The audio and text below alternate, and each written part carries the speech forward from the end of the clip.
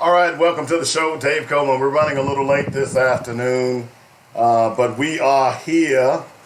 Sorry about that, but trying to get some production done and some other things, and time just slipped up on me a little bit. But welcome to the show. It's called Black Focus Radio. Our issues, our solutions, our voices. If you want to call the show, you can. You know, we don't get many calls. We certainly have a lot of people listening. That's kind of typical of talk radio. They say only 1% of the people who listen ever call a show. So, but you can call the show at 855-525-5683. That's how you get in touch with me. Also, you can, many of you weigh in on Facebook. I appreciate that. We've got some solutions to that coming up here in the very near future. I'll keep you informed on all of that stuff as well. So you can hit me up on Facebook. You can also hit me up on YouTube as well. Just go out to Black Focus Radio and do me a favor if you don't mind. When you go out to YouTube, like that page, okay? Will you do that for me? I just want you to like the page and then subscribe. We're trying to get 1,000 subscribers on the radio, on YouTube. So be sure to go ahead and get that done as well, if you don't mind, okay? Do a black man a favor. Hook a brother up, as I like to say. I'll be posting a link to the YouTube feed here in just a moment. So just to make it convenient for you so that you won't have to go and search for it, I'll post it on my wall here in just a second. As a matter of fact, as we speak, booyah, it's done. So you can catch either stream. You know, sometimes Facebook wants to get a little funky. So we got to let Facebook do it. We got to let YouTube do it. And typically, I don't have many problems with YouTube, so that's a good thing as well. The heat index is supposed to be around 106 degrees today, but they say this will be the last day that we deal with this heat. And man, I am excited about that because this heat has been rough. Good friend of mine, Reverend Fairchild, we were talking earlier about fishing. Of course, that's one thing I like to do. And you can't even get out on the lake, man. It's so hot. Fish so deep. You drop the bait down there, they look at the bait like, man, I'm too tired. It's too hot to eat, man. So he went fishing the other day. He told me I only caught one. Okay. So hopefully this weather will move out because I got to catch some brim. Crappie season is right around the corner. The last, the spring crappie season was devastated because of all the floods. So we didn't get a chance to catch any crappie.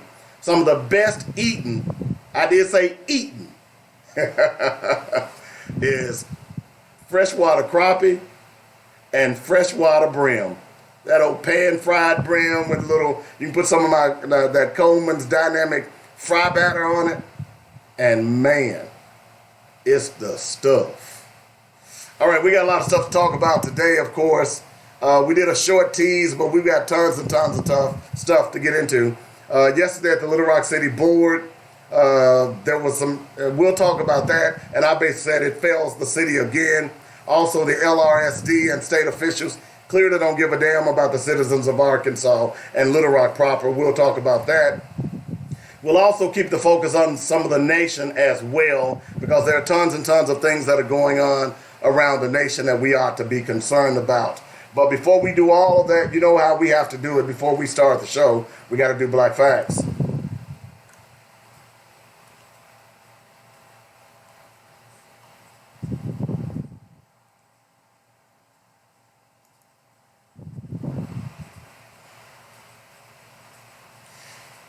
Now, ironically, there are a lot of things that are surrounding Black Facts today. Yesterday was the official first time that Africans visited the shores of America as slaves in 1619. Today was when Nat Turner raided Harper's Ferry and caused a stir. We could talk about that. Also, black kings and queens ruled Europe for more than 700 years. I bet you didn't know that either.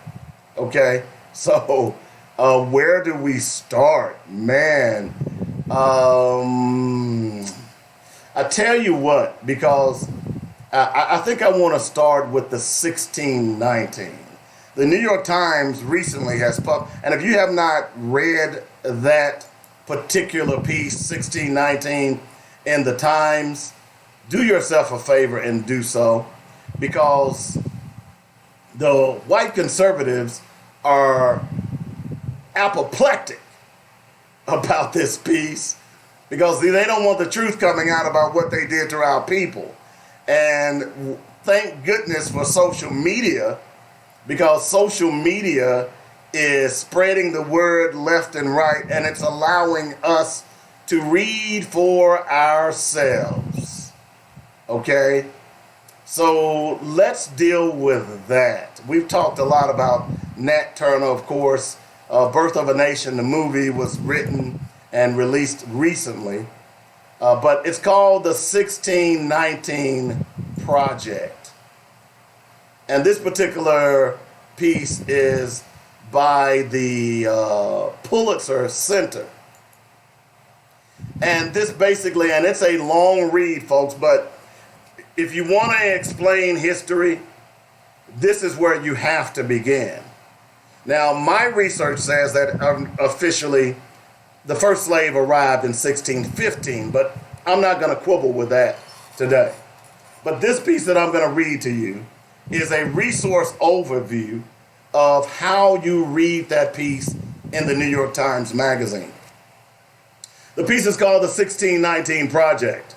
A special issue of the New York Times Magazine marks the 400th anniversary of the arrival of the first enslaved Africans to Jamestown, Virginia, with a series of essays, images, and stories and poems that challenge the readers to reframe their understanding of U.S. history by considering 1619 as the start of the nation's story. Through over 30 visual and written pieces from historians, journalists, playwrights, poets, authors, and artists, the issue examines the following questions. How do societal structures develop to support the enslavement of black people and the anti-black racism that was cultivated in the U.S. to justify slavery influence many aspects of modern laws, policies, systems, and culture? Remember, I've been telling you that racism is a social construct. Think about that. Number two, how have resistance, innovation, and advocacy by black Americans over the course of American history contributed to the nation's wealth and strengthening of the democracy? Don't you think that's important to understand? I certainly think so. This guide offers reflection questions that can be used to support student engagement with the 1619 Project. Okay? Important to know.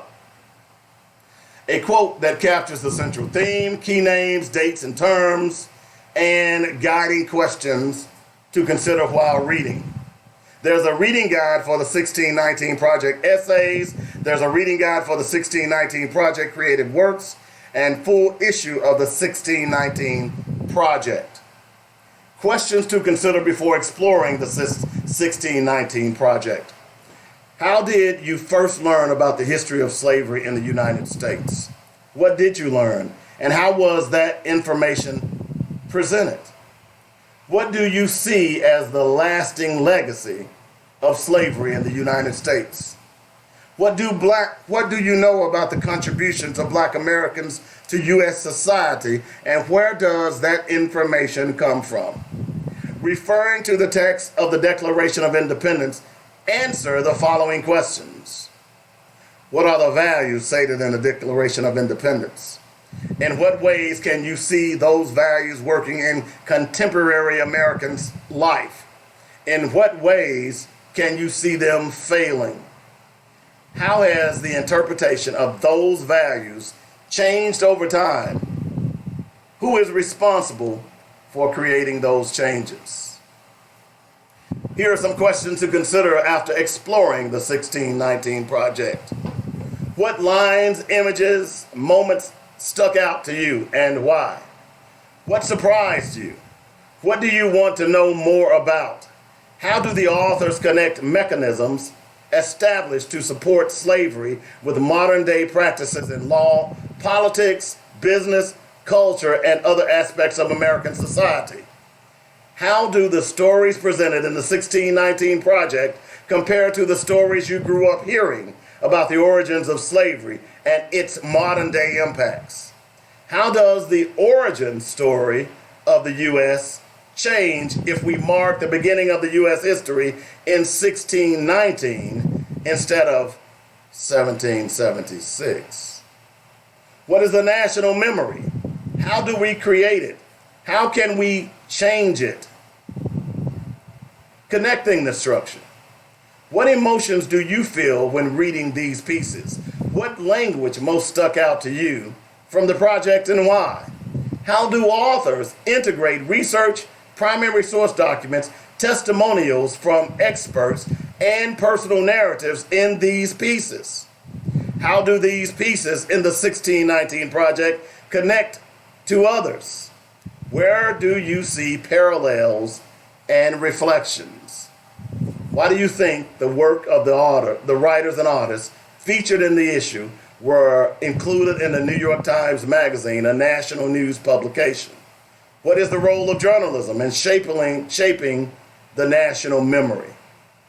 So, this piece that I just read to you is a literary plan that every teacher should be teaching.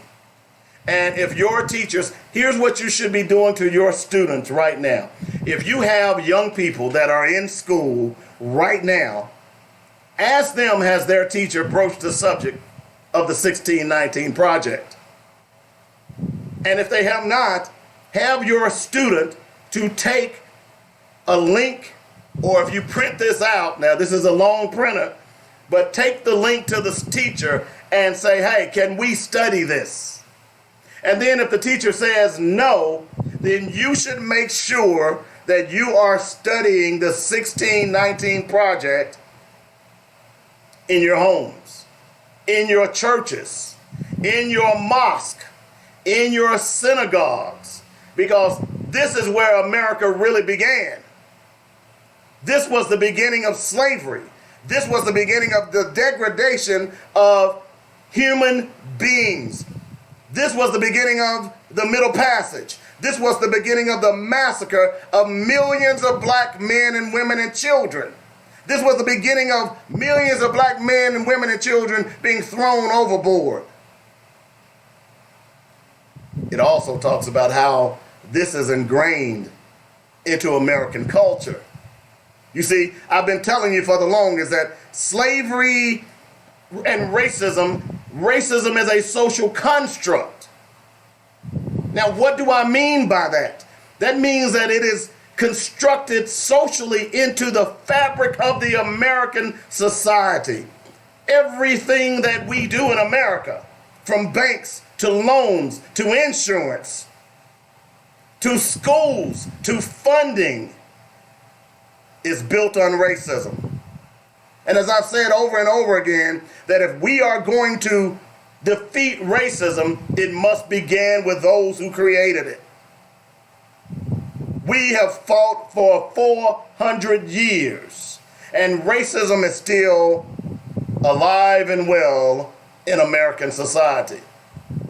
So you must impress upon your white friends, your white ministers, your white theologians, those who say that they have goodwill towards all men, you must challenge them to say, hey, we must change this. If we are going to be the nation that we are meant to be, that is written in the Declaration of Independence, where all men are allegedly created equal, then we must address this stain on the American society. Because see, once we address this stain, there will be no argument about Colin Kaepernick. people will understand what Colin Kaepernick is doing. We cannot allow the media to change the dialogue. We cannot allow right-wing media to change the dialogue, because already Newt Gingrich has come out and called the 1619 a lie. Are you saying that slavery was a lie, Mitch Gingrich? Are you saying the rape and murder of black men and women is a lie, Newt Gingrich? Are you saying that 400 years of servitude, free labor that built this country is a lie, Newt Gingrich? Well, they would have you to believe so. And for 400 years, they have lived that lie. No more. And it is up to us, people of like minds, black people, white people, Hispanic people, Asian people, Arab people, Norwegian people, no matter where you came from, you must understand that the financial gains that you live by today was born on the backs of black people. So instead of you turning your back on those people, on us, I implore you to join us. And that's our Black Fact for today.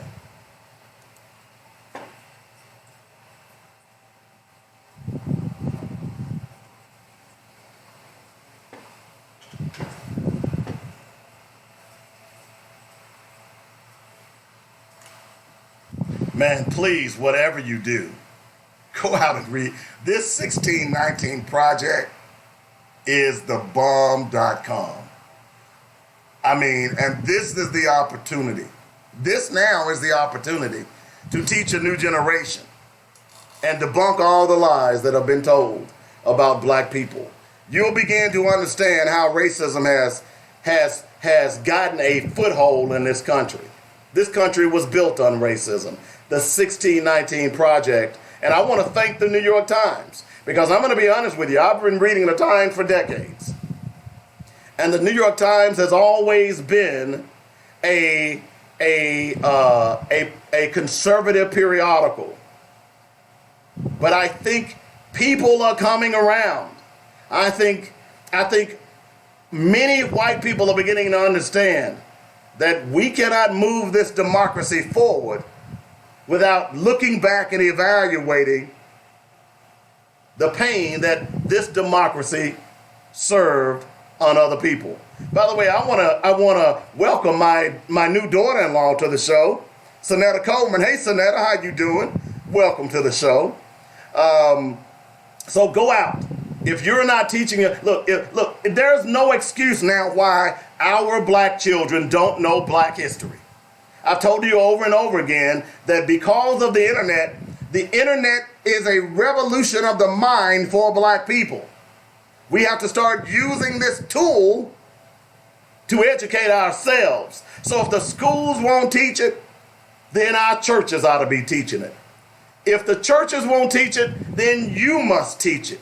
You must teach your black children that you are somebody. You must teach your black children that they are descendants not of slaves. They are descendants of kings and queens and architects and doctors who were stolen into slavery. That's how you change this dynamic. That's how you instill positive reinforcement in your children. That's why I'm so proud of my two children, Akili and Sierra, because I personally made sure that they knew who they were. I personally made sure that they knew where they came from. And they are two great people. And as I've told you over and over again, before it's over with, you're going to hear from both of them. I promise you. I promise you. 855. Man, I get excited when I'm talking about us, because it's really about us. You know, when I read the story, remember last week, the other black fact about Benjamin Banneker? You know, some people said, man, I didn't even know Benjamin Banneker made the plans for Washington, D.C. That's why we do Black Facts every day. When I talked about Garrett Morgan, many people said, hey, I didn't even know Garrett Morgan was responsible for so much things like the stoplight, like the gas mask. When I read the story about Dr. Daniel Hale Williams, many people said, hey, I didn't know Dr. Daniel Hale Williams was the first person to perform open heart surgery. When I read the story about Dr. Charles Drew, many people said, hey, I didn't know Dr. Charles Drew was responsible for saving many people in World War II because he was able to isolate blood plasma. The irony is that Dr. Charles Drew was in a car accident and went to the hospital, and the very procedure that he created, a white hospital refused to perform it on him. So when white people say black people are not patriotic, just remind them of the black soldiers in World War I. Remind them of the black soldiers in World War II who fought the Germans, and then when they captured the Germans, the black soldiers, American soldiers, had to ride on the backs of the trains. They had to give up their seats to prisoners of war. So when you say we're not patriotic, I will argue that point till I'm blue in the face, because black people have been more patriotic than any other race of people in America. It is black people. It is black people who has never waged war on the United States. Think about that. Every established nation in the world at some point in its history has waged war on the United States. And as badly as the United States treated black people has never turned its back on the United States. Well, I'm fired up today. 855-525-5683 is the number. Please, whatever you do, this is one of the most comprehensive things that has come out, that has been published by a conservative paper, the New York Times. And it is chock full of unbelievable knowledge that you must make sure that your children are reading. In fact, you must make sure you're reading it. Okay? Now, we got a lot of things to talk about. Robert Webb will be here about 1 o'clock today. And certainly we'll probably circle back to what we're going to open the show with. But last night at the city board, now I wasn't at the board meeting last night. I'll be honest, I was at the Little Rock Central, Little Rock Hall scrimmage. As you know, Joynet Radio has entered into an agreement with Little Rock Central to broadcast all of their home football games. So I was over there sweating in the heat, but I was proud to be back over at my alma mater. It was proud to meet some of my old classmates. I was proud to meet some of my old coaches. Everyone is excited about this broadcast. So I didn't get to go to the board meeting last night. But one of the things that was on the agenda last night was to de-emphasize marijuana arrest. Okay? To de-emphasize marijuana arrest. This resolution has come up before at the Little Rock City Board, and it was shot down, by those at-large members, those 3 at-large members. You remember the average age of the Little Rock Board is 68.5. And those at-large members, they like to say that they are doing things that benefit all of Little Rock. And if you remember the show a couple of weeks ago, I brought up the fact that 26 out of 27 homicides were south of 630. Well, who lives south of 630? The majority of black and brown people. Yet that board had done nothing to combat that. That board, since I've moved back to this area, has done nothing to support any expansion, economic development south of 630. So when this resolution came up by Director Ken Richardson a few months ago, those at-large members surreptitiously voted it down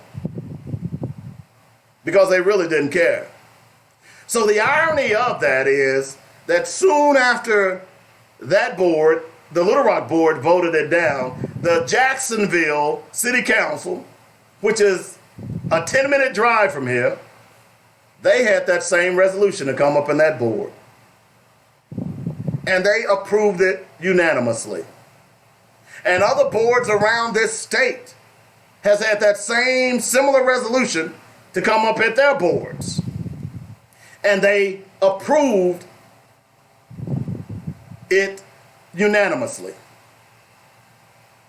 So the question is, and oh, don't let me forget, city councils and boards across this nation are doing the very same thing, de-emphasizing marijuana arrest. Because after all, we live in a state now where you can smoke pot medically. We live in a state, and now the empirical data tells us that the lies that they have been telling about marijuana has been nothing more than lies. We understand now that John Anselinger in 1936 made the statement that he didn't want black women or white women smoking pot because it made them want to have sex with black men. Y'all remember that, right? Y'all remember that, right? We know now that the drug war was directly targeted to black people. We know that now.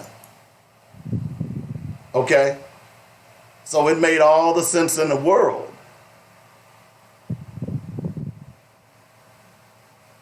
for white people to demonize marijuana, all while they were sucking up all kinds of drug, all kinds of alcohol. So let me quickly read what John Anselinger said to you. Okay?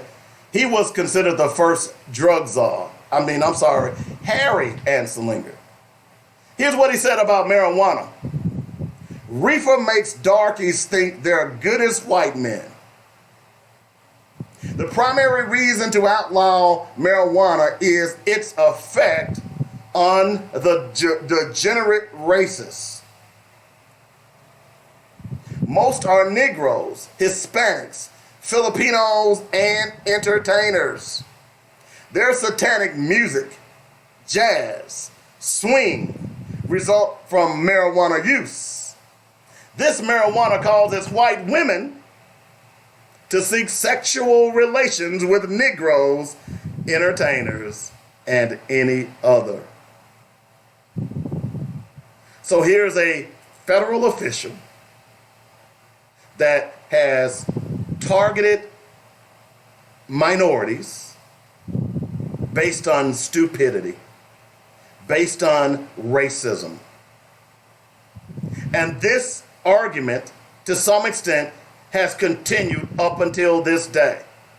They also say that, hey, well, marijuana is a gateway drug, which is a lie. You know why it's a lie?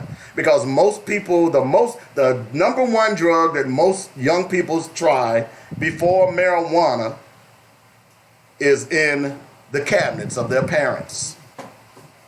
It might be in the freezer. It might be on the door of their refrigerator. You know what that drug is? That drug is alcohol. But because white people are making billions of dollars off of alcohol, they don't want to touch that. So it's important for us to understand the history of the drug war. I reported to you a day or so ago, well, about a week or so ago, about the Nixon administration who targeted the war on drugs in the black community. I talked to you 2 days ago on Monday, I believe, about how, in fact, it was Gary Webb that I brought up yesterday, the reporter from the San Jose Mercury News, who told us and reported on the fact that the Reagan administration purposely put cocaine in the black community. And Oliver North was the federal pusher. So here we are. Now, the Little Rock City Council had an opportunity to try to right some wrongs. Because, police really, wouldn't you rather police try to stop killings, murder, rape, and mayhem as opposed to arresting someone because they're smoking a blunt or a joint? Doesn't it make better sense? I mean, it does to me. I don't care that someone is smoking a joint. What I care about is going to the ATM and someone blowing my brains out. So this resolution was put forward by Director Richardson again last night. And it was voted down. And our new police chief was there to talk against it. By the way, on September 3rd, we'll have him on the show. And we're certainly going to ask him those questions. What's the point? The argument is that, well, this against the law is not good enough. The argument is that some people believe that part of the reason that the city board voted this down is because if you stop arresting people for smoking a joint, then the revenue for the city goes down. Y'all remember in Sherwood, debtor's court, right? Where they were arresting people, and because people couldn't pay their fines, they were throwing them in jail, causing more money, having them spend more money. You see, that's what a lot of cities do. This was going on in Ferguson, by the way. Y'all remember that, don't you? So, was there a financial component to the at-large members voting against this resolution? Oh, you remember, they say they're for the city. I would much rather for police to be focusing on things like crystal meth. Oh, that's right, they're not going to focus on crystal meth because the majority of the people that smoke crystal meth are white. Let's be real. Oh, you say, oh, well, Dave, that's not true. Yes, it is. You remember the 1994 crime bill, right? That crime bill was specifically designed to target black communities. We know that now. That's not me doing an interpretation. We've had expert after expert prove that beyond a shadow of a doubt. Right now, Joe Biden is taking all kinds of incoming heat because Joe Biden was the author of one of the authors and architects of the 1994 crime bill. The Congressional Black Caucus supported the 1994 crime bill, and there are still some of those people in that caucus. Right now, they're taking heat. I refuse to vote for Hillary Clinton because of the 1994 crime bill. Remember, it was Hillary Clinton who went to Congress and said, we must bring these people to heel. Wait a minute. You're referring to us when you bring somebody or something to heel, that's a command that you do for an animal.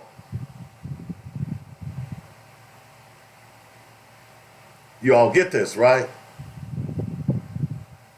So here's an opportunity for the City Board of Little Rock to make a bold statement and say, the same old is not the same old anymore. But unfortunately, we have people on the city board who are the same old, 68.5 years old.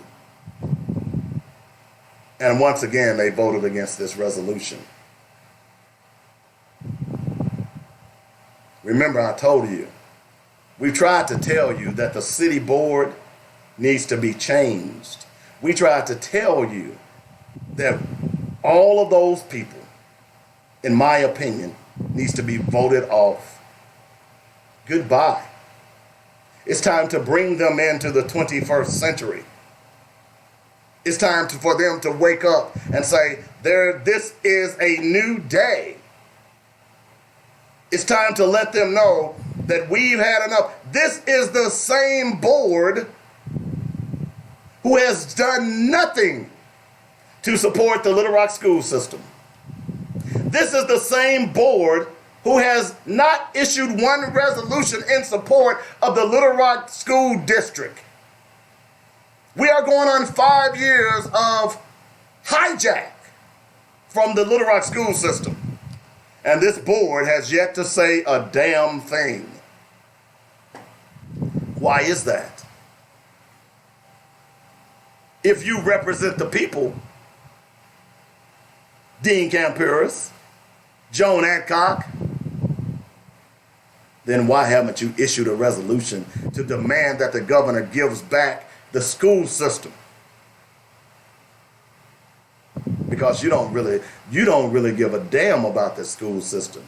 You care about your fiefdom. You care about your control. But your days are coming. Your days are coming.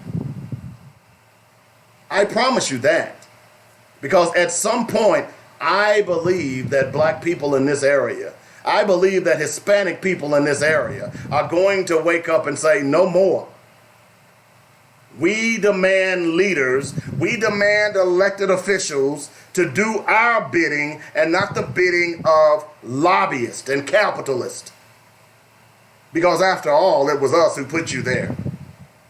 You know, we all have lived with our mom and gotten her in trouble, and we've all heard the mom say, when you get smart with her or you do something wrong, boy, I brought you in this world and I'll take you out.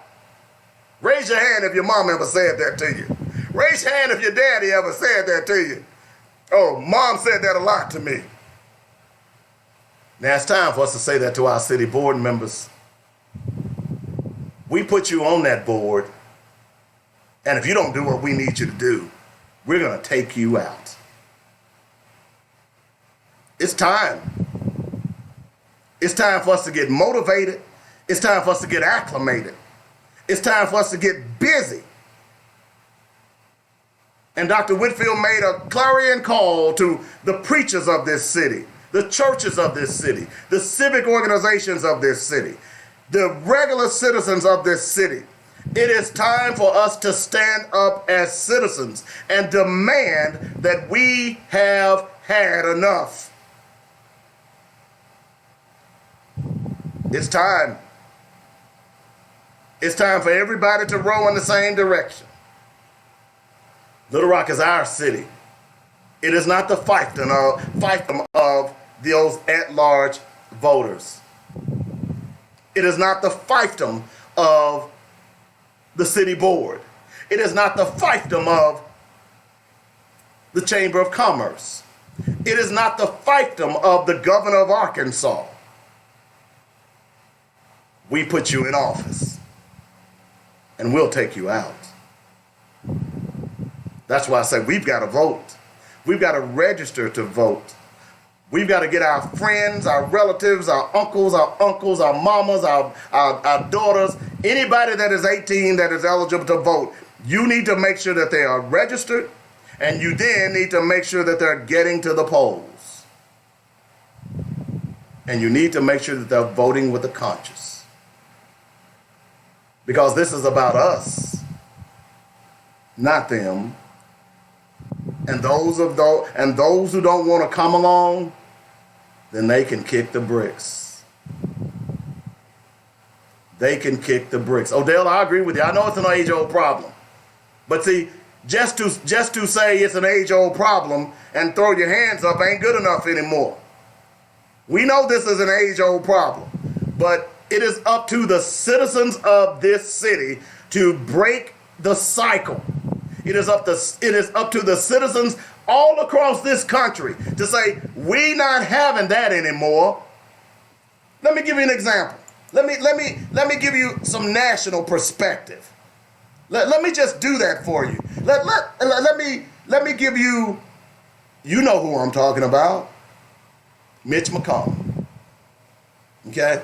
Because see, Mitch McConnell has been in Congress for over 30 years. And Mitch McConnell has done everything he can to destroy people. Let me read this to you. He's been a senator for 35 years. He is now worth $27 million. When he went to Congress, he was only worth $2.4 million. Hello, Shawana, how you doing? Mitch has voted against every minimum wage bill he's ever seen. Now think about that from here in Little Rock in Arkansas. Last election, Arkansans went to the poll and voted that they wanted to have a $15 minimum wage. It was the state legislators who said no. You know why they said no? Because the Chamber of Commerce, the real estate lobby, and all of the business lobbies demanded that they change it. So what those elected officials said, to hell with what the voters are saying, we're going to do what the capitalists want us to do. But let me continue with Mitch McConnell. He likes to take dirty money from corporations and billionaires, like the Koch brothers. Mitch McConnell blew a $3 trillion hole in the debt with tax breaks for billionaires and corporations. You know what he wants to do now? He wants to gut your Medicare and Social Security to pay down the debt. And you know the reason he's so bold to do that is because y'all don't go to the polls and vote. You all sit around and say, oh, well, that's just going to happen anyway. The one thing I have to tell you all is this, is that even though the lobbyists have taken control of our state houses and the White House, they can't do that without your vote. If you don't vote these people into office, they can't do that. But because you vote by abstention, that means that you don't vote. The people like Mitch McConnell, the people like Tom Cotton, the people like Asa Hutchinson gets in office and they run roughshod over your rights. It's time for you all to understand what your rights are. It's time for you all to understand how powerful you really are. It's time for the people to be heard. You know what's fascinating about this is that in communist China, this past weekend, over almost 2 million people turned out in Hong Kong to protest what communist mainland China was trying to do to Hong Kong. These are people who don't have rights. These are people who can't vote. But it was 1.8 million people this past weekend turned out to demand that their government change their way. And in a lot of places across this country, we can't get 25. And we have the freedom to do so. There needs to be a mind shift. We need to break the mold. The same old no longer works. We need a new style. And it's time to vote the Little Rock City Board out. It's time to show up en masse and let them know we're not taking this anymore. It's time to go to your preachers and say, hey, look, we need you to get on board with this. I don't care who's paying you. I don't care what type of tax incentive you have. You don't have to show up, but you need to implore your members to show up. And you say, well, I can't do that because I'm 501c3 and they'll come after my nonprofit status. White churches are doing it. Why can't you do it? Hello? White churches are doing it. We have heard little or nothing from the evangelical right, but we know where the evangelical right stand for. We know who they stand with, and it's not with black people. That's pretty clear now. So if they're doing it, why can't you do it? Now you say, oh, well, still, Brother Coleman. Well, let me tell you how you can do this. Get your number one deacon and have your deacon to do it. So in other words, they can run an interference for you. You can get up every Sunday and whiz and preach your sermons. But your deacons in the Bible study, in your training classes, should be anyone that's teaching those classes should be employing your members. It's time to get out and get active. That's the only way we're going to change this. You sit on those boards, you sit in those pulpits in those big, beautiful churches because there were black people who marched before you. There were black people who had their brains beat out. There were black people who had their heads busted to the white meat.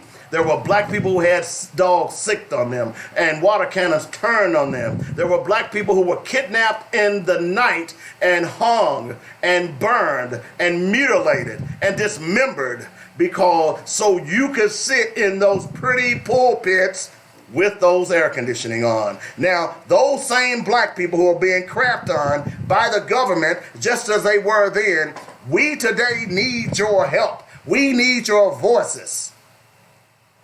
Dr. Whitfield has called for a march for the school system, but this system needs to be bigger than that. This march needs to be bigger than this. It should be thousands of people that when this march takes place, it should be a statement around this state that we are not taking this anymore. And it's time for you to put up or shut up. That's the bottom line on this, my brothers and sisters. I'm tired. I say this every day. I'm tired. If we're going to change the system, we must change the system. That's just the bottom line. And for that city board to ignore the wishes of the people just because of their own little fiefdoms is ludicrous. And they would have an argument if other boards around the state had not done the same that was being asked of them last night. We're not telling police not to pay attention to marijuana. We're just asking the police to de-emphasize. If little Johnny's sitting in the park smoking a joint, who cares? He ain't bothering nobody. But you're more concerned about marijuana arrests than you are crystal meth. Because, crystal meth is used by white people. When the crack epidemic hit, it was about arresting and putting black people in prison. Many of your relatives today are still in prison because of the cocaine epidemic. Many of your relatives have died. Many of your relatives are still hooked on that drug. Many of your relatives are walking the streets on various cities around this country because of the crack epidemic. Many of them were punished viciously by the legal system. But when the crystal meth epidemic hit, all of a sudden, they wanted to get counseling. They wanted to feel sorry. I remember seeing a story about a sheriff in Pennsylvania. A sheriff who was upset that his son had become addicted to crystal meth. And he led the charge to change the attitudes. And so maybe these people shouldn't go to jail. Maybe they need counseling. Maybe they need therapy. That same sheriff didn't do the same for black children.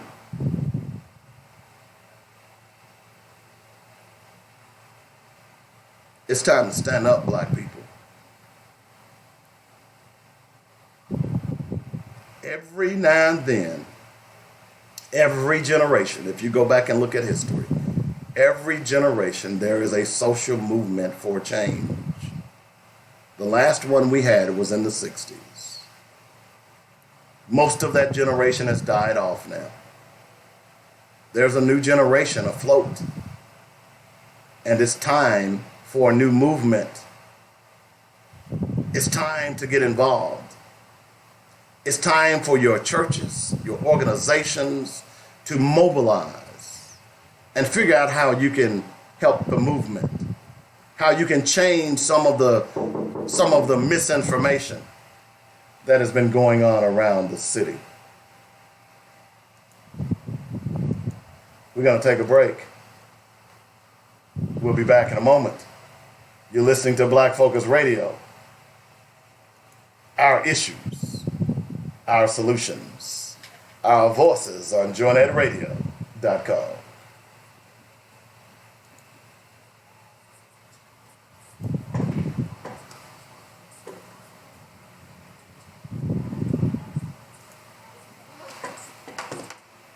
Brought hundreds of cases to verdict in state and federal court and recovered millions for our clients. If you or a loved one have been injured or have property wrongfully damaged, we may be able to help. Do not hesitate to contact our firm anytime for a free attorney consultation. Call 1-800-848-1290. That's 1-800-848-1290. Or email inquiries at arkansas-personal-injury.com. Our law offices are centrally located at 212 Center Street in Little Rock. That's the law offices of James F. Swindoll, personal injury and products liability attorney serving Arkansas since 1977.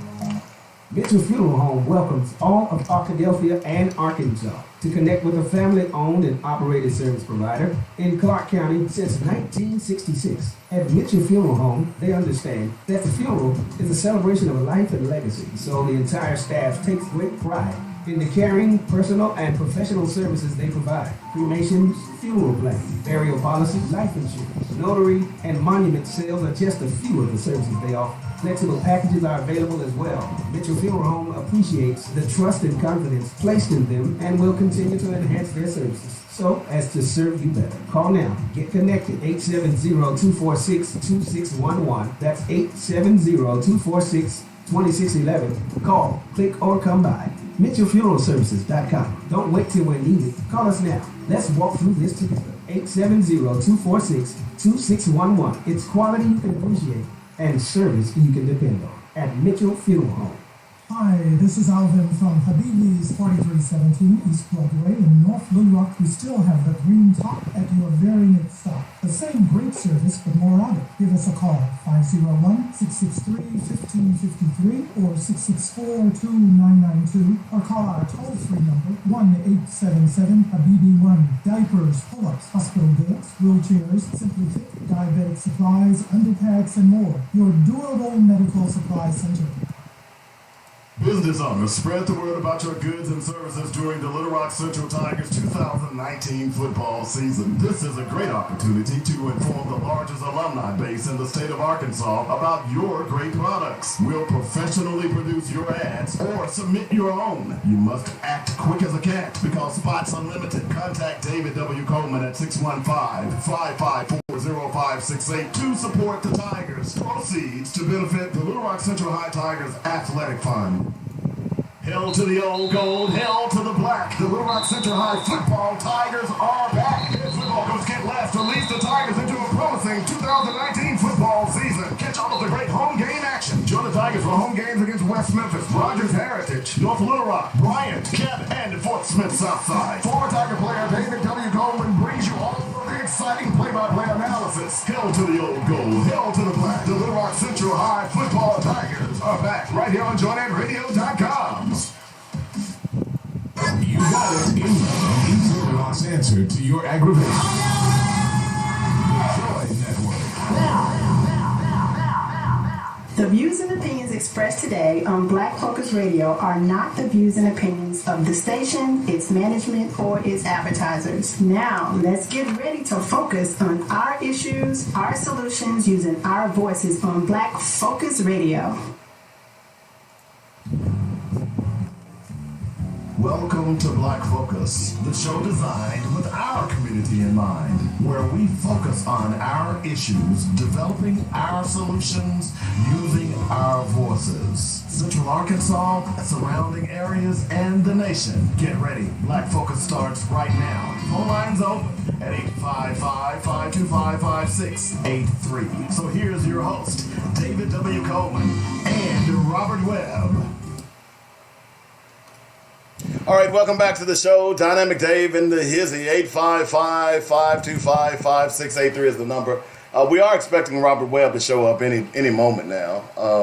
Robert, if you're listening, brother, the black man could use some lunch. Tell you what I need you to do.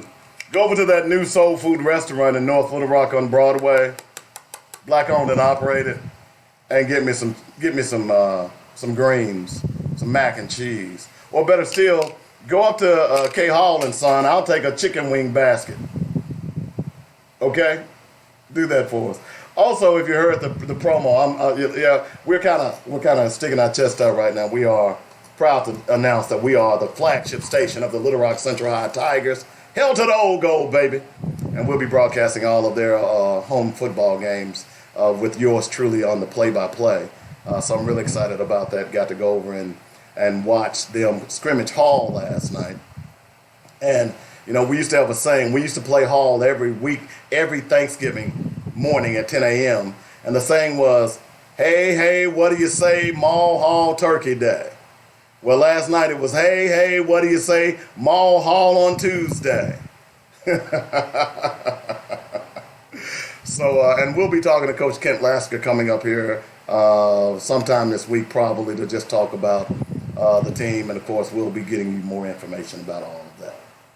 Right. So we got a lot of stuff to talk, a lot more to talk about this hour. Where do I start? Tell you what, let's do this. We've talked a lot about Colin Kaepernick, of course.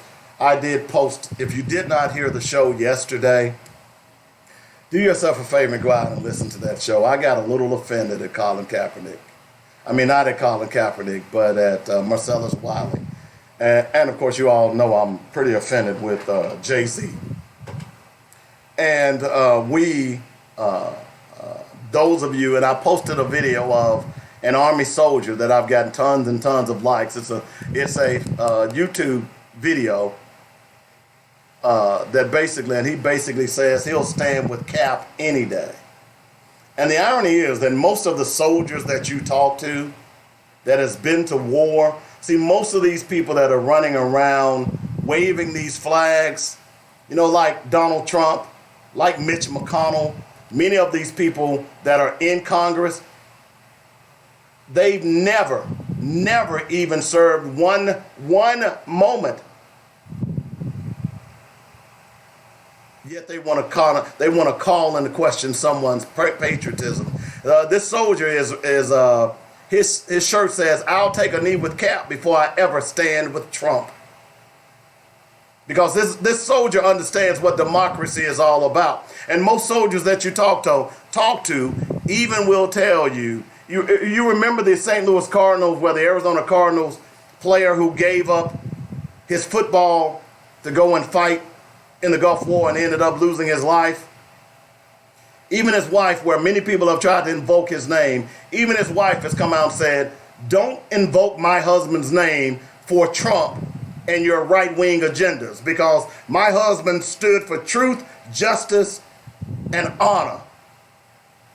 Most soldiers that you talk to will tell you that they believe that they're fighting not for a flag, because it's not about the flag, it's about the Constitution of the United States. Okay? Most soldiers will tell you that. So, an article came out a while back about New York City officers rallied to get Colin Kaepernick an NFL job. Those are black police officers. That's what it's all about. Because as much as I fear white supremacists, as much as I'm concerned about white supremacists, until they actually act on their thought processes, that's their right to say it, whatever they say. They can tell me that they hate me, that's fine. I can turn around and tell them that I hate them. The irony, I read a story last night where this young black man, called a police officer an MF, and they arrested him. Well, he's going to get paid, because he has the right, although he may not like it, that officer may not have liked what he called him, he has the right to say that. That's what this democracy is about. But what we're finding out, and see, that's why that 1619 project is so important. Because, see, what we're finding out and what we've seen is that people want to holler about democracy and freedom of speech and the Constitution, but it doesn't necessarily apply to black people. You see, that's why on my book list, I've told you that everything, the first thing that's, my book list is not in any particular order. I don't tell you to read this book first, then read this book, and then read this book. That's by design. But there is one thing I do tell you, is that the very first item on that book list, is the Constitution of the United States. Now that is by design.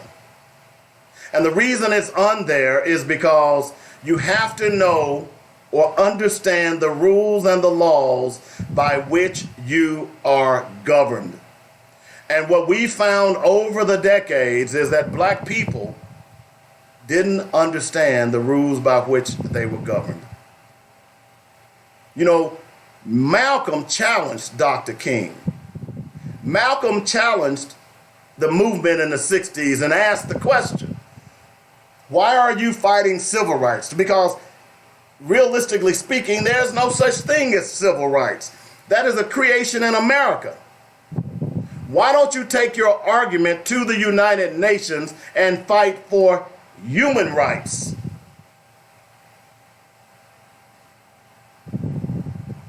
Y'all don't get that, do you?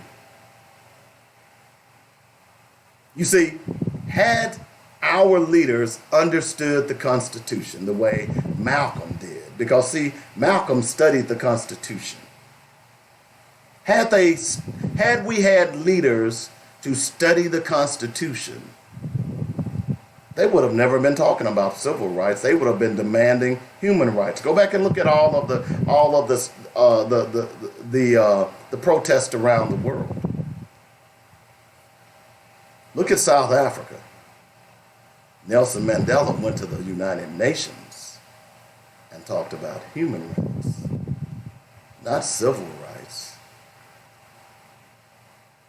So I tell you that on that book list, what you should be studying is the Constitution. Because see, when Ava DuVernay came out with the documentary 13, I was appalled at how many people had never read the Constitution. I was appalled that a lot of people didn't know that the 13th Amendment was a loophole for slave owners. As I've told you all over and over again, I carry a Constitution around in my bag everywhere I go. My bag goes with me everywhere I go. So that Constitution, by the way, I have 2 copies in there. So if I run upon somebody who I just feel this out of touch, I'll give them a copy. Yo, man, read this. It's like when I would go to various organizations and meetings and hear black people talk about black history or the lack thereof. Those black bourgeoisies who think that they've made it. I used to carry my book list printed around with me everywhere I go. And I would simply walk up to them and say, hey, here, this is my book list. I heard you speak. This might help your speaking. And just walk away.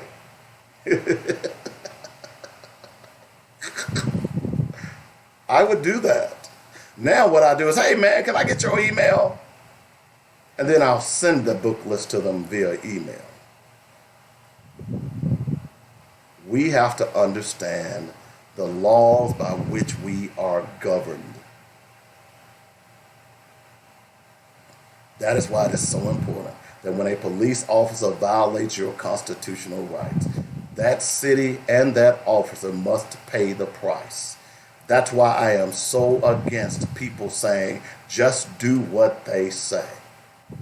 Now, I'm not trying to get anybody killed, but the more of us who say, that is against my rights, that is against my Constitution, the more police officers will quit violating the Constitution and the rights of people.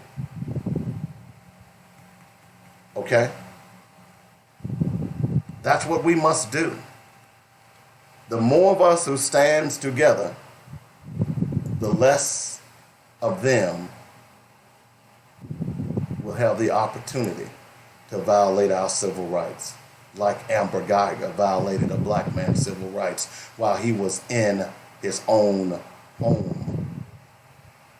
And people are trying to pretend like Botham Jean was the problem, when in actuality, it was Amber Geiger who was the problem.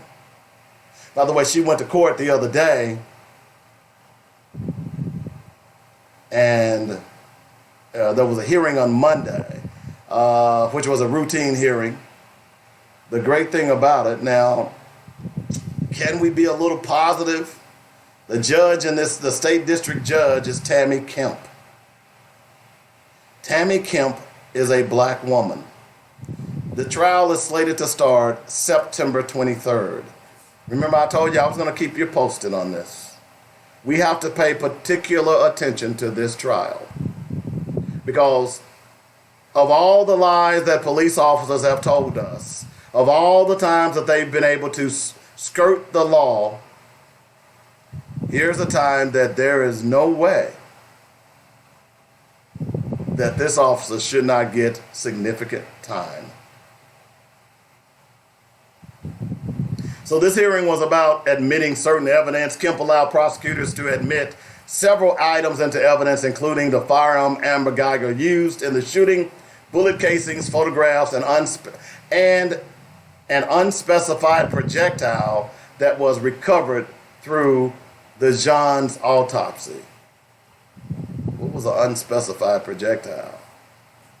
Prosecutors and Geiger's defense attorney stated that they did not plan to make references to Geiger's employment status during the trial. She was fired from the department September 24th, about 2.5 weeks after the shooting. Kemp said she hoped jury selection, which is set to begin September 6th, will conclude on the 13th. She said she planned to have 4 alternate juries because we have a good wait until the trial will start. The judge says she had not decided whether to sequester the jury during the trial. She should. Also, pending a defense motion to move the trial out of Dallas County, Geiger's attorney said publicity surrounding Jean's death will make it impossible for her to receive a fair trial. Her attorneys wrote in a motion to change the venue. Media hysteria surrounding the case had been prejudicial. Now, typically what they want is to be able to move this trial to a predominantly white county.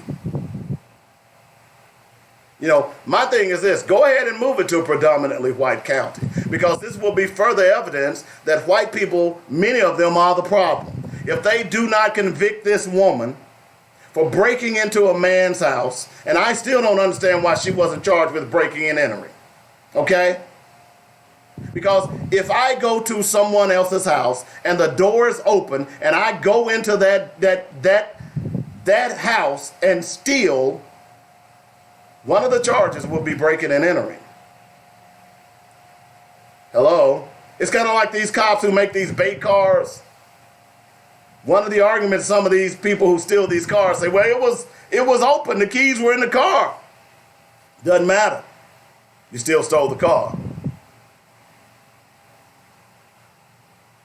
Now, Judge Kemp didn't take up the change of venue in Monday's hearing. And certainly, they don't want a black judge sitting on the bench. They want a white jury and a white judge. End of story. You got a black female judge. They don't want her hearing this case. The judge said in a court order that she wouldn't make a decision until the lawyers question prospective jurors. The analysis by the Dallas Morning News found that Geiger would likely to face a jury that is whiter and more conservative if the trial is moved to one of the nearby counties, a lawyer suggested. Geiger is white, Jean was black, an accountant from St. Lucia. So yeah, her attorneys want to be able to move this trial to a white area. Her attorneys want to be able to to get a white judge so that they can play on the sympathies of white people. But if you haven't watched any other case, clearly black people, and if you don't think that racism exists, this is the case that you should watch. Because we've gave you evidence. Remember Muhammad Noor? Muhammad Noor is a black police officer that killed a white woman. He's spending 12 years in jail. Daniel Pantaleo was just fired for killing a black man, and he's raised $75,000. So white people are paying Daniel Pantaleo for killing a black man. But Muhammad Noor, for killing a white woman, he's spending 12 years in prison. So here's one of the situations that you ought to be asking your white friends. If you attend a white church, as many of you all do, you ought to be asking your white ministers, what do you think about this, Reverend? Father? Amber Geiger has no defense. Amber Geiger has no defense for murdering a man in his own home. I don't care how late you were working. It's kind of like me driving drunk. And I run over and kill somebody. I can't use the argument that, you know what, I drank too much tequila. Those Falstaffs were kicking. That old English 800 hit me unexpectedly. I didn't eat anything, so I'm a little drunker than I meant to be. I can't use that argument. I can't use the argument, and even if I'm not drinking, if I run over someone and I've dozed off at the wheel, I can't use the argument that, I worked a double shift and I dozed off at the wheel. I take medication, and I have to be careful when I take my medication, because the opioids that they give me for my pain oftentimes make me sleepy. It makes me drunk. If the police officer pulls me over and I'm eliciting drunkard behavior, I can be arrested because I'm driving under the influence. I can't tell that police officer, I can't tell that judge that the reason I'm doing this is because I have 8 titanium screws in my neck. I had a broken neck and my back is messed up. T5 through T8 has been dislodged. My ankle has been broken. My knee has been damaged. My hip has been damaged. So I have to take these opioids, and that's what made me woozy. And that's what's the cause of me running over that person. So Amber Geiger can't use that argument. Amber Geiger can't say, I went into the wrong apartment, because Amber Geiger broke into that apartment. We have proven beyond a shadow of a doubt, there have been plenty of evidence that shows that those doors automatically close. So the question has not been answered. How did Amber Geiger get in this man's apartment? And we all live in a house or home. We all live in a house or home. We all have walked into our homes and apartments with the lights off. And even though the lights are off, we know, based on the furniture, based on the arrangements, based on the smells, we know beyond a shadow of a doubt that that's our place. So why didn't Amber Geiger know that she was in the wrong apartment? That's a question that has not been answered. So we need to watch this carefully, my brothers and sisters. Of all the killings that have taken place, of all the murders that have taken place by police, all the unjustified murders. I told you about the case the other day where two young brothers were stopped by police. One of them took off running. He was shot down like a dog in the back. And the police tried to pretend or say that he pulled a gun. Now, this guy had a gun on him. I've seen the video with my own eyes. I've seen the video. You can find that video too.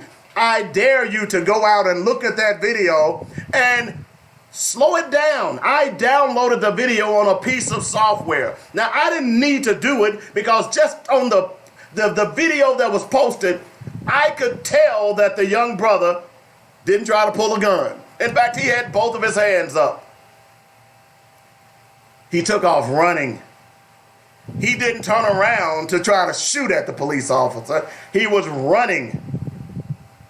And the police simply opened up and killed him. At what point are you going to get sick and tired of being sick and tired? If Amber Geiger gets off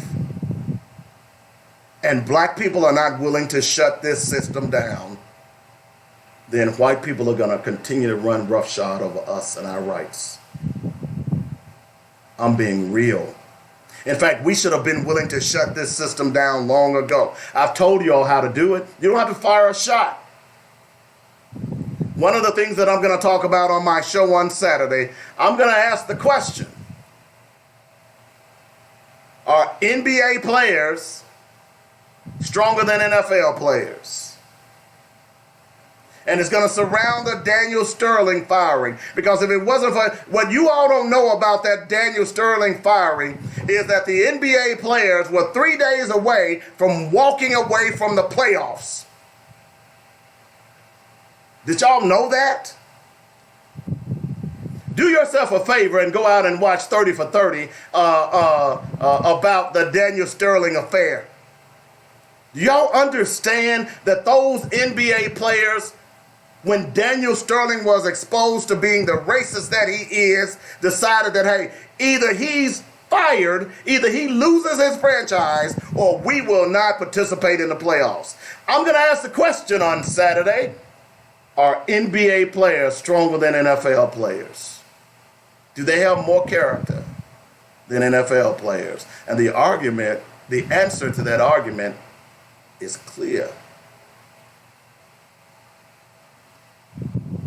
So when they return this verdict against Amber Geiger, if it's not guilty,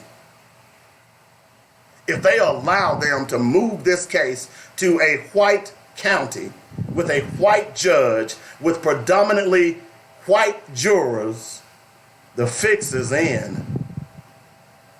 And I'm going to ask you, what are you willing to do about it? As I've asked you every time we talk about these killings, all of these killings are egregious, but the Botham Jean killing that's the cherry on the cake. That's the straw that should break the black camel's back if she walks away. Geiger should do time, not 1 year with a suspended sentence. She needs to do time. Here's an opportunity for us to see the judicial system for what it's worth. You know, in our hearts, we already know, as black people, we already know what the judicial system is really all about. But there are still some black people out there who don't want to believe it. There are still some black people out there who don't want to face the facts. It's kind of like you got roaches. When you turn the lights off, you can hear them scratching in your walls. Oh, those not roaches. When you turn the lights on, you see the roach droppings. You ignore them and you just quickly clean it up. Yeah, here we are. Here we are. So what we ought to be getting prepared for is not the protest, but our response. A protest is not a response. What we ought to be doing is getting ready for the response. And the response should be that we're not going to send our children to your universities. Hey, you say that don't work? Remember last week when we talked about Chris Broussard? Remember when the NCAA passed that onerous law or rule to try to block out a black man from making a living? And Chris Broussard challenged the NCAA and said that we ought to start sending our children to black universities. Do you remember how quickly the NCAA changed their tune? See, the problem is you don't understand how much power you really have. See, the problem is that the black community don't understand how much power you really have. See, our power is in our youth. See, part of the reason that they don't want to educate our youth about history is because they don't want our youth to realize the power that they possess. That's why that 1619 project is so important. That's why I led today with that piece, because you must teach your youth that they are not impotent, that they have a power that has been untapped in a generation, and it's time for us to reach down deep in and retrieve that power in our youth, and it's time for them to stand up for what is right and what is just. And if Amber Geiger doesn't serve significant time, it's time for us to shut this thing down. It's time for us to say, nope, my kid ain't playing on Saturday. Nope, my kid ain't going to that white university. See, the challenge is really on you, parents, who have those kids in those universities now, who have those superstar athletes who are making billions of dollars for entities who really don't really give a damn about them except whether or not they can bounce a basketball or score a touchdown. We have the power. He wakes up every day and opens your refrigerator and say, Ma, ain't nothing in here to eat. Ma, when you going to the grocery store? Ma, are you coming to my game? That power is walking around in black households every day, and it's untapped because we are afraid to let our children know how much power they really have. We are afraid to even believe how much power that we have, because through their power, we are empowered. Don't believe me? Go back and read your history. Go back and many of you all talk about how great Dr. King was. Many of you all live on his legacy today. But go back and look at the undergirdings of that power. What made the civil rights era so powerful were those black children. What are we afraid of? Are we really afraid of freedom? Are we really afraid of justice? Apparently so, because we're not really ready to fight for freedom and justice. Malcolm once said, you get your freedom by letting your enemy know that you're willing to do anything to be free. Then and only then will you be free. What are you willing to do for your freedom? How many times do black men have to be shot down in the streets? For nothing. I posted a meme, and many of you all have seen that meme. And that meme is of a white man who is standing in front of an officer, a citizen who has a weapon, and he's reaching for the weapon, and the police officer doesn't reach for his weapon. The police officer actually puts his hand out as if to say, stop. They don't do that for black males. They stop black males for looking at white women. They stop black males for walking down the street.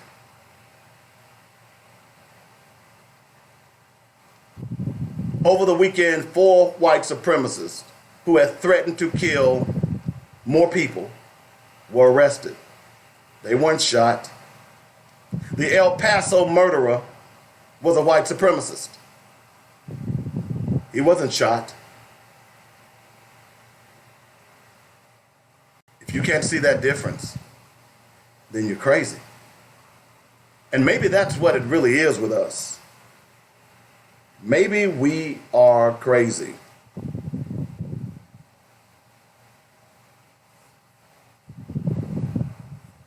Maybe we are. Maybe Dr. Francis Cress Welsing was right. We as black people suffer from menticide. How do you control the people who makes $1.4 trillion a year annually?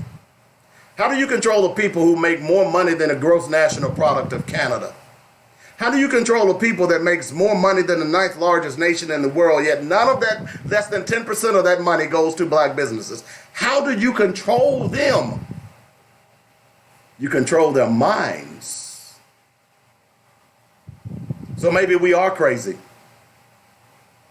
Maybe we are suffering from menticide, the total destruction of the minds of a race of people. Maybe we are crazy. You know, when you fall down, you know, the one thing that I learned quickly when I played football is that you're going to get knocked down in that field. You're going to get knocked down playing that game. You're going to get knocked down more than once. And, you know, we all watch football, whether you're male or female. At some point, you watched a football game. And instead of being concerned about the score and who wins or who loses, there are victories every time there's a play. You know why? Because every time there's a football play that takes place, somebody gets knocked on their butt. And you know what happens? That person that got knocked on their tail gets back up. He might get knocked on his butt again, but he gets back up. And if he keeps getting back up, at some point in that game, that guy that got knocked on his butt is going to make a play that might change the outcome of that game. Woo! So it's time for us to get off our butts. It's time for us to stand up as black people and say, we will not take this anymore. It's time for us to stand together. It's time for us to stop the colorism that Marcellus Wiley used against Colin Kaepernick, to suggest that a man, just because he is light-skinned, does not bear the brunt of racism, is the utterly most ridiculous thing that I've ever heard in my life. And that is nothing more than white supremacy speaking through Marcellus Wiley. It doesn't matter whether or not you're light-skinned or black as the night. In the eyes of the Constitution of America, you're still a nigger. You don't think light-skinned people got hanged? You don't think that light-skinned women got raped? Hello? So we must watch this Amber Geiger case. We need to pay attention to what's going on. And we need to start preparing for what could be a major turning point in America. I would argue that you shouldn't go to work. I would argue that you shouldn't send your kids to school. I would argue that you shouldn't let your child play on Saturdays or Sundays. I would argue, I want to know what Marcellus Wiley is going to do if Amber Geiger does not do time. I want to know what Jay-Z is going to do if Amber Geiger does not do time. I want to know if y'all are going to attack Kenny Stills. I want to know if you okey-doke Negroes are going to continue to attack Colin Kaepernick.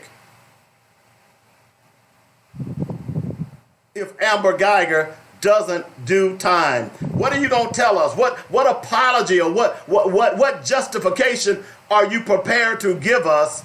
Because I hate to say it, of all the egregious acts that police have committed against black people, this is by far the worst. You go into a man's home who was minding his own business, who was sleeping, who was being, and you couldn't dig up any dirt on him, who was working for a Fortune 500 company. You go into his home and you shoot him dead. I want to know what all of you so-called activists are going to do. I want to know, all of you people who are attacking Colin Kaepernick, what you're going to do. I want to know. That's really the question that's before us today. I want to know. We need to keep our eyes peeled, because you need to be ready to move. You ought to be talking to your kids right now about social justice. Please, whatever you do, go out and turn your child on to that 1619 project. Ask him, what do you think about this? Ask him, what's going on? I dare you. And you know what? You just might learn something from him or her yourself. Because what good does it do that you can live in a white man's neighborhood if that white man doesn't like you? What good does it do that you can buy a fancy new car and the police can pull you over and blow your brains out? What good does it do that you can walk down the street and a white woman can call the police on you and say, you look suspicious? What good does it do that 4 football players from a poor and impoverished city who is trying to raise money for their football program to represent the city is kidnapped and held against their will at the end of a gun barrel? What good does it do? What are we telling our children? What world do we want to leave for our children? You know, part of the reason I do what I do, you know, I could go a lot of places and do talk radio. I could go a lot of places and make a lot more money than I'm making today. I'm not trying to brag. I've been in this business for 35 years. Part of the reason that you all listen, because y'all know I'm damn good at what I do. Part of the reason that the enemy listens, because they fear and understand that I'm very good at what I do.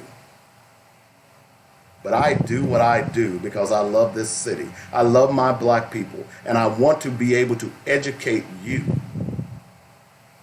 to make a change.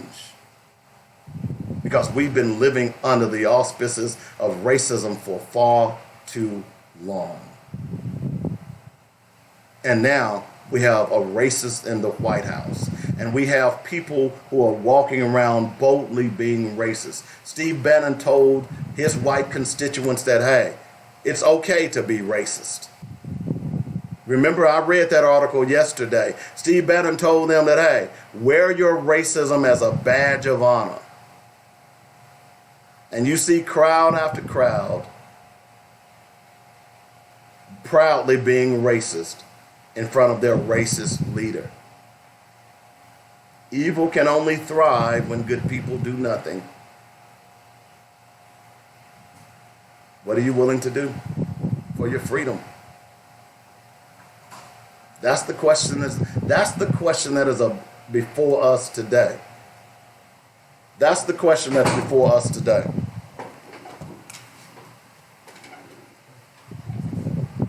What are you willing to do? Harewood brought that to you. Darius Harewood. What are you willing to do? That's what every preacher, every black teacher, every black citizen. Don't ask anybody else. I need you to go and stand in the mirror and point at yourself and ask the question, what am I willing to do for my freedom? Get your children and stand in the mirror and say, Ask them, what are you willing to do for your freedom? Get your selfie and take a selfie and ask the question, what am I willing to do for my freedom? It has to be an individual thing. Don't worry about what someone else says. You do it. Point at yourself and ask yourself the question, what are you willing to do for your freedom? Because I know you think you're free until you get shot and killed, until your relative gets shot and killed, until your friend gets shot and killed for walking down the street, until your friend gets slammed up against the wall for exercising his constitutional rights. That's the question that we all must ask now. And the case of Amber Geiger, whether you like it or not, is going to make you ask that question. It's going to make you. Are you ready? We're going to go out and take a quick break. You're listening to Black Focus Radio. It really is about our issues, our solutions, and our voices. We do it every day right here, Monday through Friday on JoyNetRadio.com.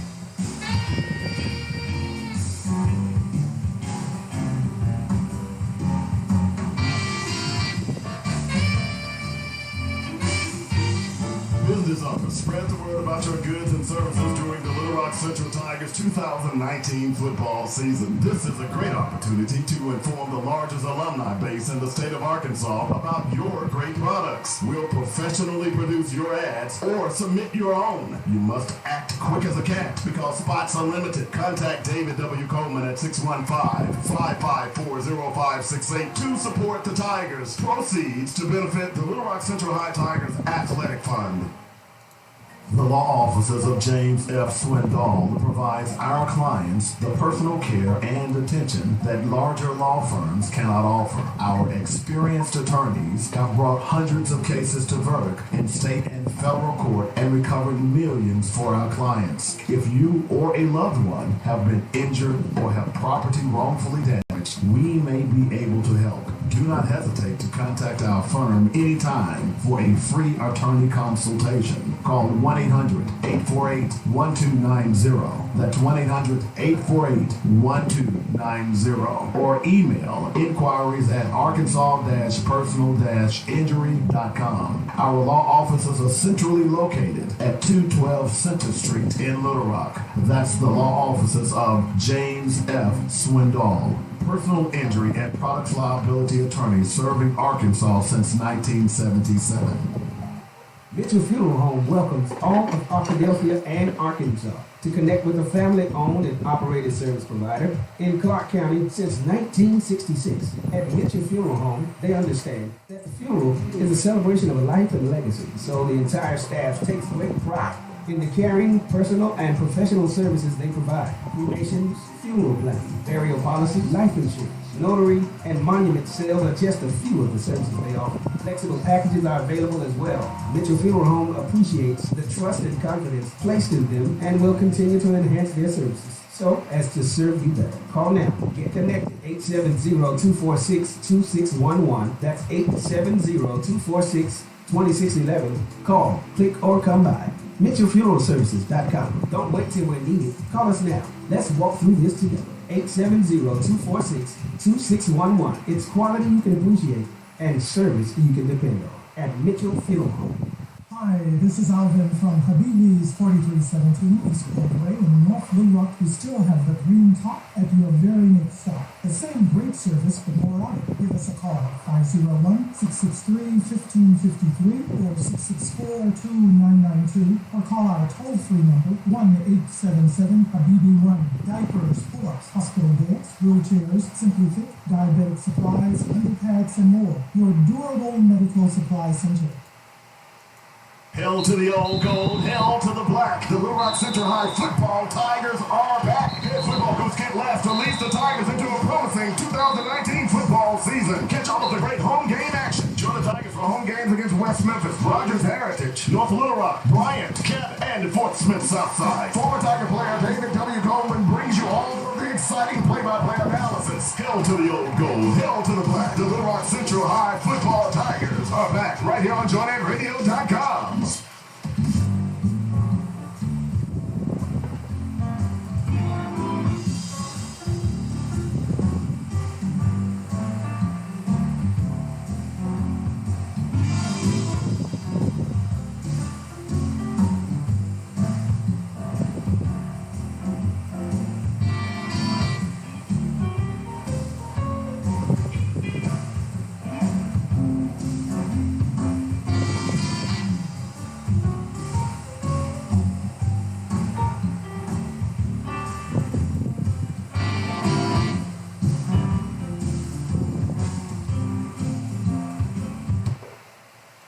All right, welcome back to the show. We got about 14 minutes to go.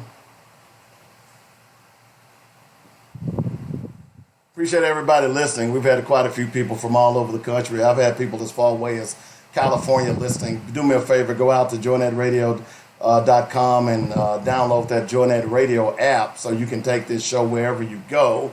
And certainly if you are a Little Rock Central alum, you're going to need that app if you live outside the state in order to be able to listen to the show. Now, certainly you can log on to the website. That's great.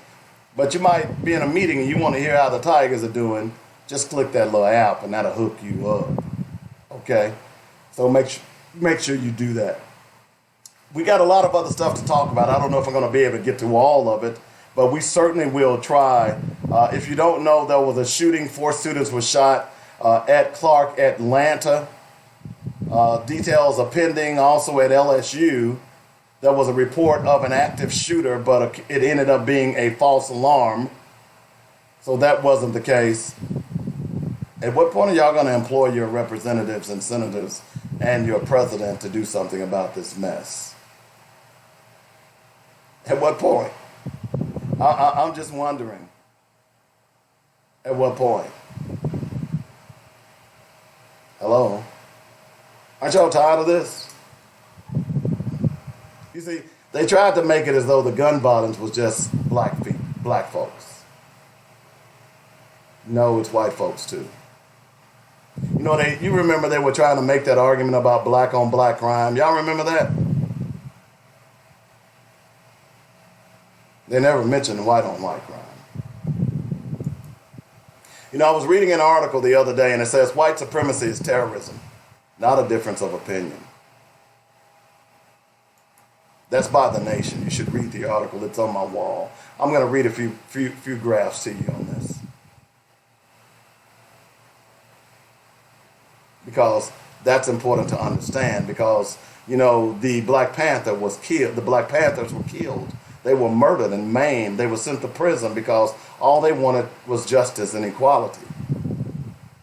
Yet the KKK has been killing black people for decades, over 100 years, and they walk around every day as regular law-abiding citizens. We know now that we have KKK members in our police departments. We know now that we have KKK members in our government. We know now that we have a KKK sympathizer in the White House.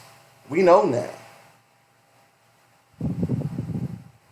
But there are still people out there who don't believe that white supremacy exists. There are still black people out there who don't believe white supremacy exists. What's wrong with you all? In big cities like Chicago, New York, and Los Angeles, a farmer's market might not be a center of economic and social life, but in Bloomington, Indiana, with a population of 80,000, when Indiana University is in session, the farmers market has run for 45 consecutive years.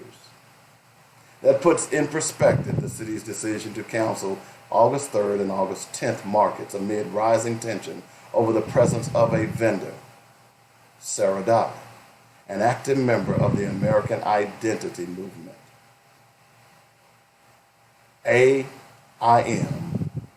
is a Southern Poverty Law Center designated white supremacist organization. Dye also has friends in white supremacist circles, such as Breanne James, a prominent skinhead who allegedly nearly stumped someone to death for refusing to Sieg Heil.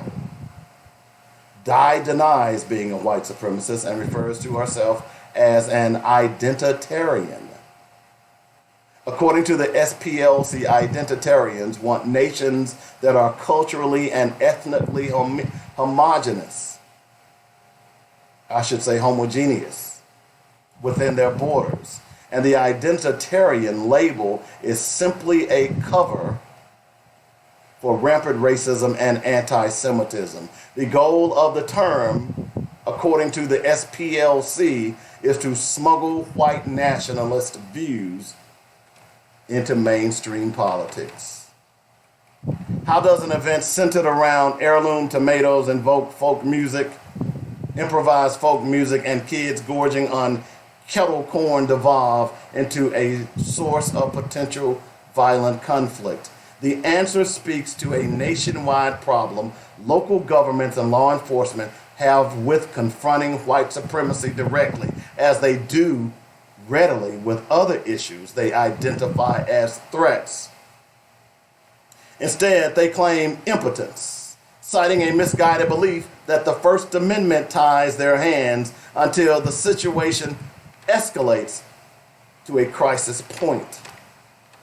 The city of Bloomington and Mayor John Hamilton sounded the right notes on July 29th, announcement of canceling the market. They condemned Indiana's permissive gun laws and President Donald Trump's racist rhetoric for creating a dangerous environment. Yet the city, police, and market organizers had been aware since at least 2017 that Dye and co-owner Douglas Mackey were alleged white supremacists who had generated at least 3 reports of harassment and 1 for physical altercation with a shopper. As activists and residents raised concerns, officials responded with hand-waving. Kyle Billman of Gold Leaf Hydroponics, a longtime market vendor, said the city should at least have immediately made a public statement and taken a firm stance that no hate groups' presence will be tolerated at the market or in the city of Bloomington. Instead, the Bloomingtonian Till Lynn said the city responded via the local newspaper that they could do nothing because of the First Amendment. This flawed understanding of the First Amendment apparently negated officials' responsibility to take seriously reports of threats and harassment. The online presence of Mackey and Dye is an extensive record of their involvement in violent extremist groups, even after the FBI interviewed the pair in relation to a fellow Identity Europa member vandalizing an Indianapolis synagogue, which received national news coverage. Bloomington officials declined to take stronger steps. Didn't I tell you that racism is baked into the system? Now do you understand what I mean by racism as a social construct? I continue.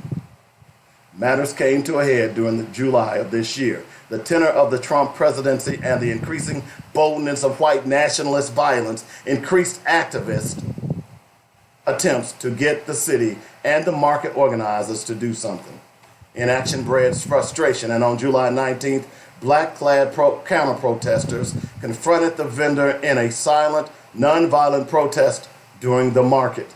In response, xenophobic groups, including AMIM and the 3 Percenters, appeared in force on July 26th, flashing white supremacist signs and circulating threats of violence. Knowing that these groups are heavily armed and given the laxity of Indiana's gun laws, city officials canceled the event, citing credible threats. You know that Indiana, right? That's the same Indiana that Mike Pence was the governor of. That's the same Indiana that is responsible for all the illegal guns that are in Chicago today. Yet Mike Pence refused to do anything about it. I continue. Notably, Bloomington police did finally make an arrest on July 27th. They arrested Kara Cadu, an Indiana University professor. Did y'all hear that? For holding a sign near the white supremacist booth. This selective deference of the First Amendment rights versus the need to make arrests did not go unnoticed. Abby Yang, the activist behind No Space for Hate in Bloomington, said, "What happened in El Paso proves that white supremacists don't care about what is lawful. By quibbling about where to carry a sign or where to hand out flyers, it's very easy to avoid the more difficult question of what to do with the presence of white nationalists and how to keep marginalized people safe." So you get that, right? The police arrested a woman who was protesting white supremacists, yet they didn't arrest the white supremacist. So I ask you the question, my brothers and sisters, my white brothers and sisters out there who are of like minds as we are, what are we gonna do about this? That's why I brought up the Amber Geiger case. What are we gonna do about this? Are we gonna sit back and allow our country to be ran roughshod over? Are we gonna sit back and allow the Constitution that both black, white, red, brown, yellow, and people fought and died for to be mislabeled? To show you how bold that these white racists are is that even the Trump administration is trying to change the saying on the Statue of Liberty.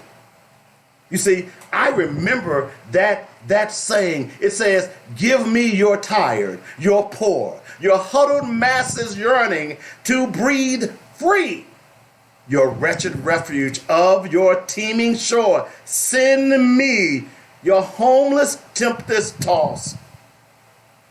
I lift my lamp beside the golden door." Are we going to allow racist, white supremacists to put out the light in that lamp?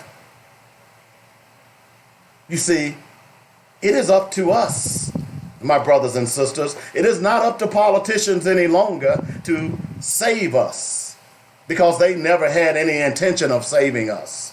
It is the people who have initiated change. It is time for this generation to stand up and believe that change can happen.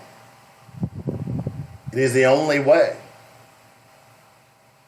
We must stand together. White people, black people, Hispanics, Asians, Arabs, all of us who believe that Constitution, although it was bastardized in its beginning, that now it has been changed to really mean that it represents every color of the rainbow, whether you're gay or straight.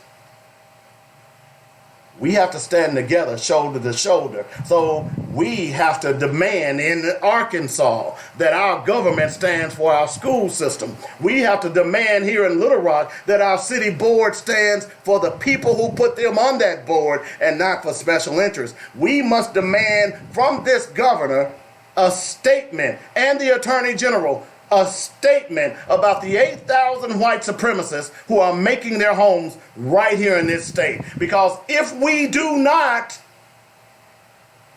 I fear that there is more to come. And it won't be pretty. I gotta go. We'll be back tomorrow. I hope you enjoyed the show. I hope you're telling someone about the show. We need like minds. We need our white brothers and sisters to stand with us as they did with Dr. King. We need our Jewish brothers and sisters to stand with us as they did with Dr. King. We need our Hispanic brothers and sisters as they stood with Dr. King. Together we are one. Together we are powerful. But alone, we're doing nothing but howling in the moon. I wish you peace, my brothers and sisters, because this country certainly needs it. Y'all have a great day.